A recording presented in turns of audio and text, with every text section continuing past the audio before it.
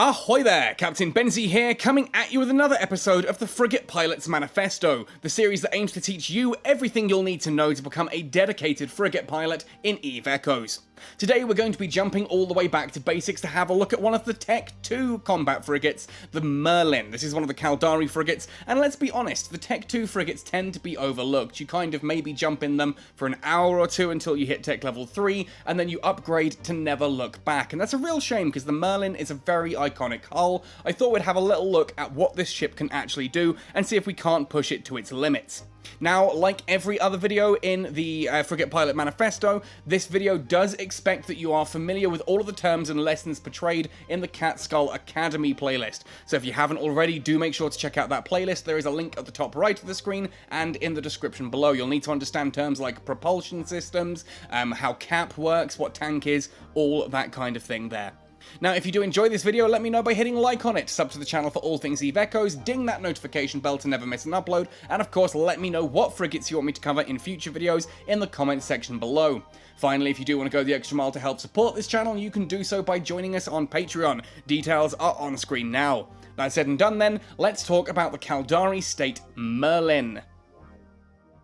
Alongside the Rifter, the Merlin is probably one of the most iconic and recognisable frigate hulls in New Eden. It's found in the Caldari State ship tree, and it is a Tech 2 frigate. Now, being a Tech 2 frigate means you can access this instantly when you start the game. Ultimately, you can buy it at any ITC for a pitiful 50,000 ISK, not much at all, and it can be insured, meaning if you get it destroyed, you can dock at any station and use those beginner insurance vouchers to bring the hull right back. All you then need to do is buy new fittings for it, and you're straight back out there into combat. Now, this combined with the skills that the ship has means that this is an excellent beginner's combat platform and will actually take you all the way up to at least tech level 5 combat anomalies. Great for a beginner pilot. You don't need to worry about anything to regards to weapon skills. You just start training that magical frigate command skill. And that's ultimately what we're going to talk about here, with the Merlin being an excellent starting ship for someone who is just trying out frigates, because it gives you a great little opportunity to learn how frigates work and to not worry too much about getting one lost, as you'll see when it comes to the fitting side of things. Now, looking at the attributes and fittings here of the Merlin, you've got a power grid of 43 megawatts. Now, in the grand scheme of things, that's not huge, but for a tech level 2 frigate, that is on the larger side of things. That means you can kind of fit whatever you want to fit here, as long as it's a small module, as long as it's designed for frigates. You're not going to start fitting large missile launchers on here or anything, but 43 megawatts does just mean you can kind of not worry too much about your power grid. Very useful considering you probably haven't got much in the way of frigate engineering skills early on. You're just training into that frigate command, and that's all you're going to need to use. The cargo hold as well, 300 cubic meters, is pretty sizable. When you're first starting off in EVE Echoes, you're probably going to be running some basic combat encounters and some basic delivery encounters as well. So having a decent enough cargo hold to actually facilitate those delivery missions is absolutely vital, and the Merlin does that with aplomb. Defensively speaking as well, that 1192 may not look like much at the surface, but again, consider that this is a Tech 2 frigate. It's only 294 structure, and that's protected by a pitiful 290 armor, but it does have a fairly solid 429 for shield, and that's at a recharge rate of 570 seconds to go from 0 to full. Not terrible. I mean, for a Tech 2 frigate, that is a pretty solid brawler, as we'll see later on. Looking at the rest of its stats, it's got a fairly large capacitor bank, decent recharge time there, and a good capacitor recharge rate of 5.26 maximum gigajoules per second. Maximum lock targets of 3 is what you'd expect, but interestingly enough here, that signature radius, 37.4 meters, is pretty large. In fact, as far as I'm aware, that is the largest signature radius of any frigate up to tech level 6. It's also got a fairly slow flight velocity of only 363 meters per second. Of course, that's a relatively slow flight velocity. It's still a frigate, and it still moves a damn sight faster than a battlecruiser does. But hey, there we go. This means those two stats combined mean that you're not really going to be speed tanking with the Merlin anytime soon. You can fit on the best afterburner that you have. You're not going to be able to speed tank with this thing, just because it is too big and too slow, basically, to actually maintain that properly. Looking at the scan resolution as well, scan resolution 514 meters, sensor strength of 9.6. It's not the fastest to lock on. You're not going to be using this as point anytime soon. It's not a tackle frigate. This is kind of the ship that you use once the tackle frigates are already in place. And there are some great strategies of doing exactly that. Send out a couple of Merlins, a couple of Condors, and a couple of Griffins, and that's a very classic frigate gang. You've got the Griffins for the E-War, you've got the Condors for getting up close and locking down the target nice and quickly, and then you've got the Merlins for the heavy hitting side of things, and that's all very, very cheap to fit, except the Griffins, admittedly. Anyway, the warp speed here, 5.0 AU per second. Again, combine that with the cargo hold of 300 cubic meters, means you can be jumping fairly quickly from combat anomaly to combat anomaly, and with plenty of space in your cargo hold to do those delivery missions as well. Makes this a great ISK earner early on, and it being very cheap, it's nice and disposable. If you do get it destroyed, oh well, you just kind of refit it and out you go. Very low mass, decent inertia modifier there, 1.5 times, means that this is actually fairly good at holding a tight orbit, which we'll talk about later. Now, looking at the trait descriptions here, being a Tech 2 frigate, it has one skill bonus and one skill bonus only, which is that ever-important frigate command bonus. 5% increase to small railgun damage, and a 4% increase to shield resistance. That means if you followed my guides and you're training frigate command all the way up to level 5 as soon as possible, which you really should be, that's going to be 25% increase to small railgun damage, and a 20% increase to shield resistance. And that shield resistance stat is one of the Merlin's key abilities. It means that it has a 20% resistance immediately to electromagnetic, and also increases up the other resistances to thermal, kinetic, and explosive quite dramatically as well, as we'll see on the fitting window in just a moment. Very powerful skill there that makes the Merlin, despite the fact that it's got a fairly small tank, makes the Merlin surprisingly tanky and apt at brawling. If you're just starting out in EVE Echoes, then one of the major advantages of the Merlin is that this ship will quite happily see you all the way from your first steps into New Eden, right the way up to tech level 5 anomalies and higher. Ultimately, it does this through the fact that it scales with frigate command. This is the only skill that you need to focus on in regards to the Merlin. From there on, you can then decide what other skills you want to use in order to beef up certain aspects of the ship, and you can modify your fittings accordingly. Of course, frigate command on the Merlin, as we've discussed, increases your small railgun damage and your shield resistance. Therefore, the top slots on this ship absolutely should be small railguns. You can go for snub-nosed or you can go for rifled. Personally, I recommend going for rifled. Sure, the snub-nosed railguns do have a higher DPS, they can do more damage per second, but their range is so short and it takes so long for you to actually get into that range, and the Merlin has difficulty maintaining that range. That means that you're never actually doing the theoretical DPS that the fitting screen says you are. That theoretical stat kind of lies to you. Whereas here with the rifled railguns, because you can maintain the optimal range and accuracy fall off quite nicely, it means this is less lying. This is much more honest and truthful on the DPS. Now, of course, the optimal range and accuracy fall off you see here are being impacted by my personal skills. I do have railgun upgrade, small railgun upgrade, trained all the way up to 5.5. which is what's giving me the additional optimal range and accuracy fall off here.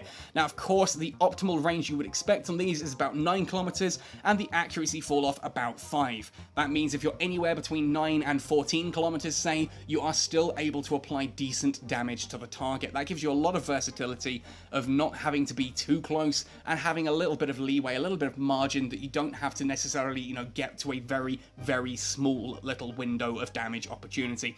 I really like small rifled railguns. I think they are one of the better weapon systems in the game right now, and I'm thoroughly enjoying them. The Merlin, of course, leaning into those heavily, is an excellent starting point. The other side of that stat, of course, with frigate command is the shield resistance. If we have a look at the defense stat here, you can see rather than the usual sort of 0 electromagnetic, 20% thermal, so on and so forth, we've got 20% electromagnetic resistance, 36% thermal resistance, 52% kinetic, and 60% explosive.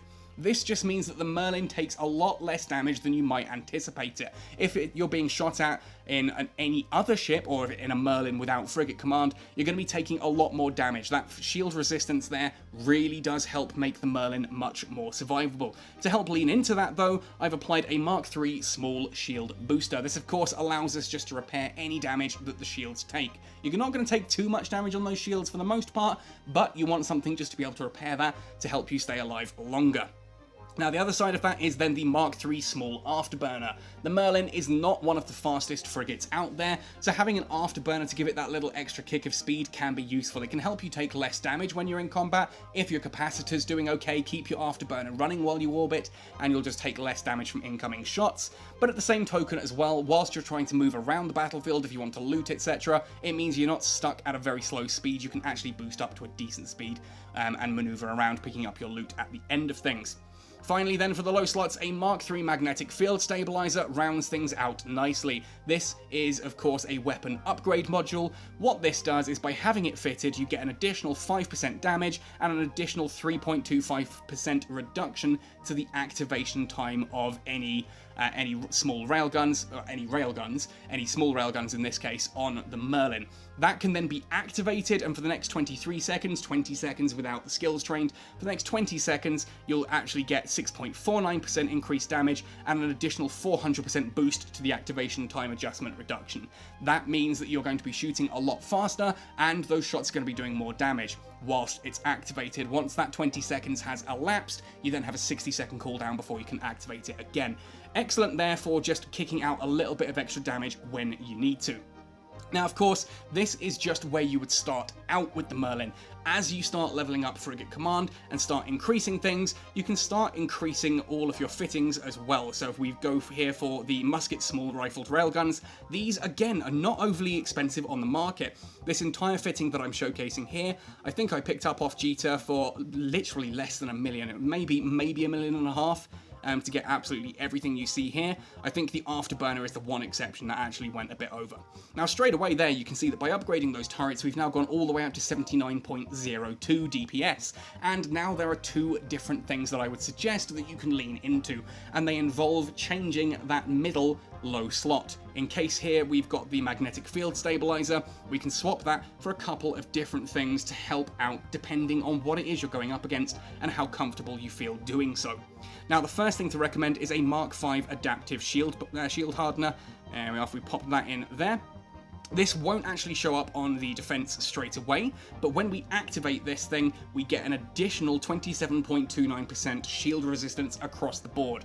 Now remember, that's not 27.29 that is just going to magically add on perfectly, so it's not going to be 20% electromagnetic plus the 27 making 47 point whatever.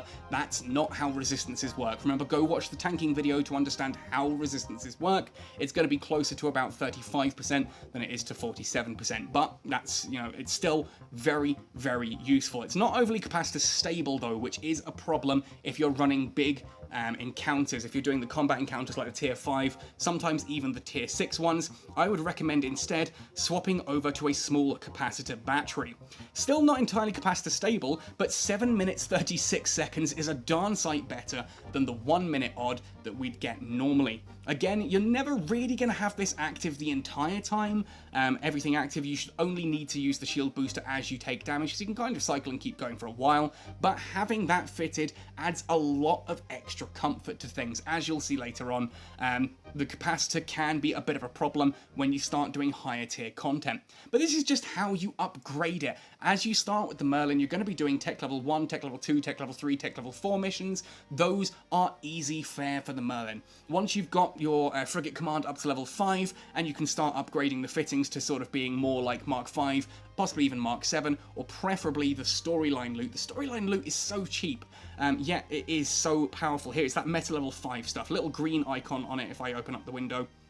You get that little green icon at the top right with like the little circle in. You can see here the dealer small snub-nosed as well there that I've got a storyline ones. Those are anything that is that meta level 5 is storyline, and most of that stuff is ridiculously cheap on the market if you're a frigate pilot looking at smalls. The mediums can be a bit more expensive, and some of the ones that are shared between small and mediums can be fairly expensive as well, like the adaptive invulnerability field. Those, because those work on cruisers and battle cruisers as well, can be a little bit more expensive. That's worth bearing in mind. But here we have a ship that costs literally maybe 2 to 3 million in total, that's including the expensive afterburner, that can do 74.08 DPS, is completely insurable if we lose it, although in fairness, you should be able to replace a ship that costs like 50,000 ISK anyway, and can run anomalies all the way up to tech level 5, even tech level 6. So, that's what we're going to showcase later on.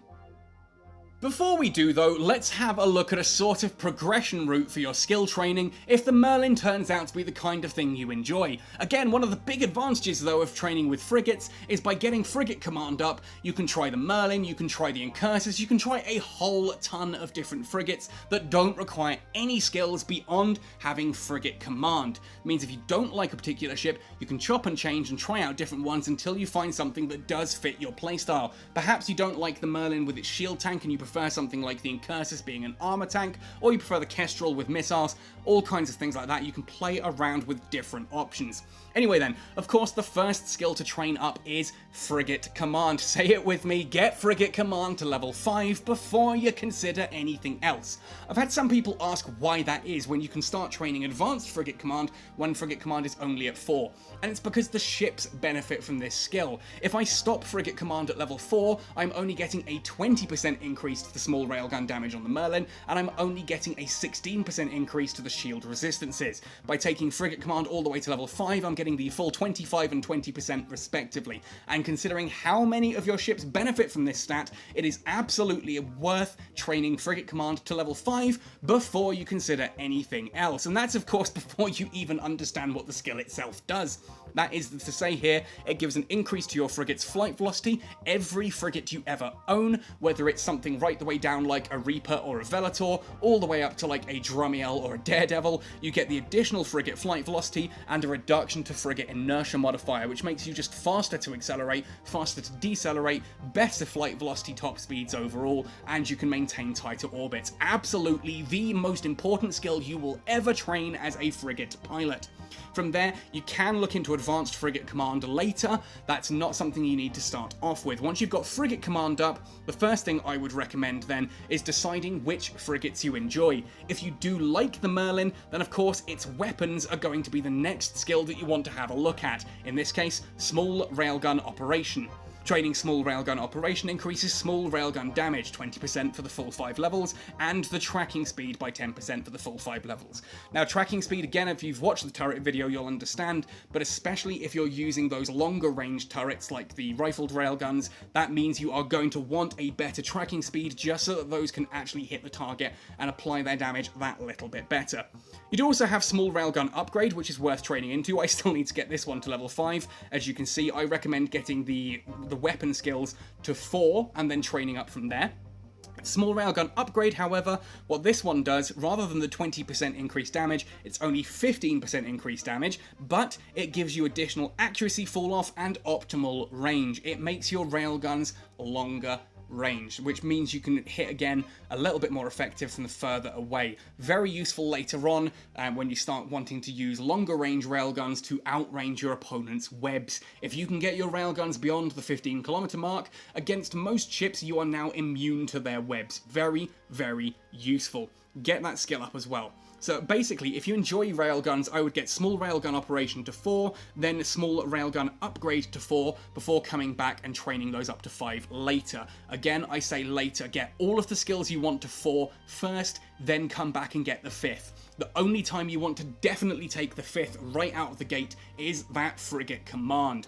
From there on, if your ship has a bonus to it, like you're looking at a ship that gets a bonus from, say, Small Railgun Operation, then yes, it's worth getting that one up to 5 soon, so that you get the full bonus from it.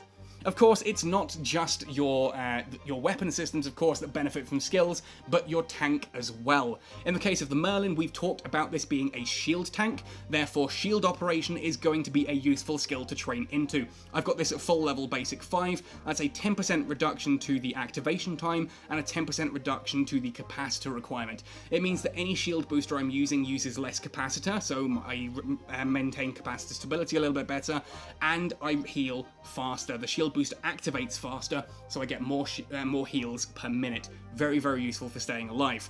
Now, you can also look at shield hardening. I haven't trained this one simply because I'm so close to having the skill chip for doing Advanced Tutorial 9 that I just haven't bothered to train into this one because I'm going to get it free as part of that. If you do train into it now before you reach Advanced Tutorial level 9, that's fine. Use the skill chip and it'll refund the skill points directly to you to use into something else. What this does is this is in regards to using that adaptive invulnerability field, the little red shield that I was looking at earlier. That means that you get The activation time for these is longer. You can see adaptive invulnerability field activation time plus 15%, whilst also reducing the capacitor by 15%. Basically, the way to think of that is it takes longer to take out of your capacitor, and it takes less each time. Imagine you're paying £100 every 4 weeks as rent. Wouldn't you rather pay £80 every 6 weeks? That's basically what this skill is doing there in regards to your shield hardness. Of course, if you do decide that you're going to go for something like the Imicus, then of course different skills will be required there. But anyway, defense upgrade is another one that's worth looking into. I like to get this to full level 4 ASAP, simply because that additional 40 shield, 40 armor, and 40 structure for having it at level 4 is very, very powerful. That's an extra 120 hit points, and that's just very, very useful early on in a frigate. Taking it up to 5 is of course quite nice later on as well.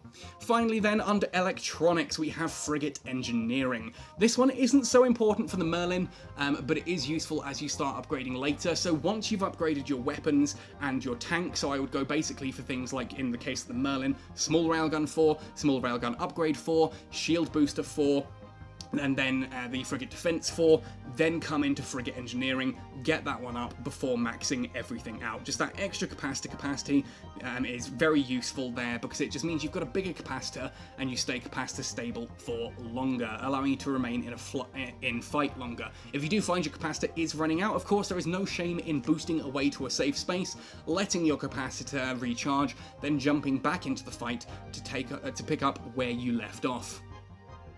On the subject of jumping into combat, here we are with Purging the Guristas Pirates, which is a tech level 5 combat encounter in the Merlin using the musket rifled railgun build. This is the one that is using storyline gear, and we've got that Mark 5 adaptive invulnerability field. So when I arrive, I'm going to set my orbit for 10 kilometers. I'm going to lock onto everything and open fire first of all on that pithy heron, because again, smaller target is going to be the one I want to get rid of first, and I have the adaptive invulnerability field already doing its job. I'm then going to put the shield booster on so I can repair any incoming damage I take, and you'll see that I sit quite comfortably here at about the 9 to 10 kilometers there. I'm going to start the orbit.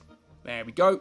10-11 kilometers, and I'm able to still hit comfortably at this range, dealing decent damage. Obviously, you scale this to whatever combat encounter you're doing. Early on, you're going to be doing combat encounter 1s and 2s and 3s and 4s.